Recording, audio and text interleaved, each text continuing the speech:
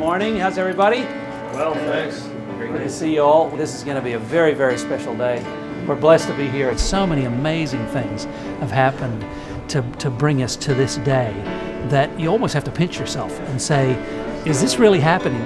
Some of you have heard the story that 27 years ago I had a dream to make Christian films. I thought, what a great way to get the gospel out, but through a film where people will go and sit in a dark room basically for 90 minutes with 100 strangers, and they come out changed, they get their heart touched. But a lot of you have not heard that I gave up on that dream, because 27 years ago nobody wanted to do a Christian film, and I literally said to God, I understand it's not going to happen.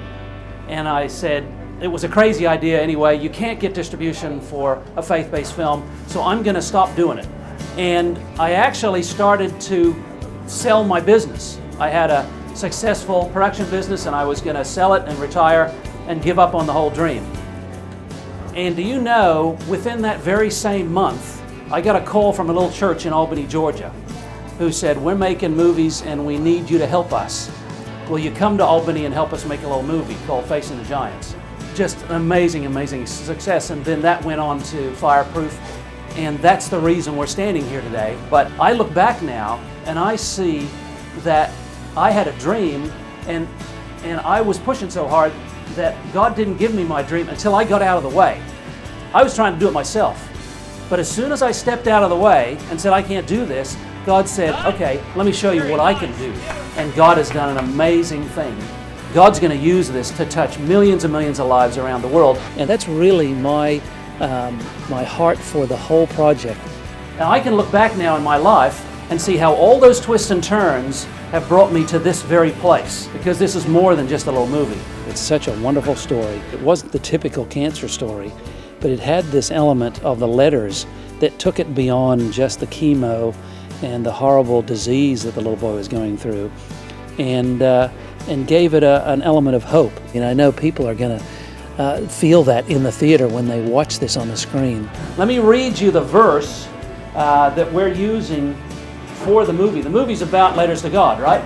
Well, here's a very interesting verse in 2 Corinthians that you'll see on the side of the mailbox that we shoot the scene that we're going to do this morning. It's a cool verse that says, you are a letter from Christ, written by us. It is not a letter written with pen and ink, but by the Spirit of the living God, not one carved on stone, but in human hearts. Do you see that we are all letters to God? We may be making a movie called Letters to God, but every one of you is a letter to God that He's written on your heart. That's why you're here today. Everybody in this room has a purpose, and God has a plan for your life. We really don't want to make just feel-good movies or even morally good movies. There's plenty of people making those. But we want to make movies that can show people there's more to life with a message, and a Christian message. Christian films could be the greatest evangelistic tool of our era.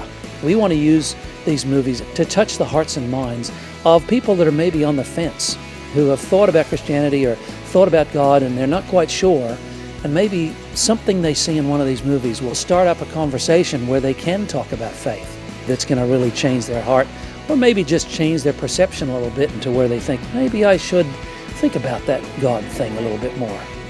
Wouldn't it be cool if one day when we're in heaven and somebody comes up to us and says, you know, you don't know me, but years ago I saw a little movie called Letters to God, and that changed my heart, and that's the reason I'm here.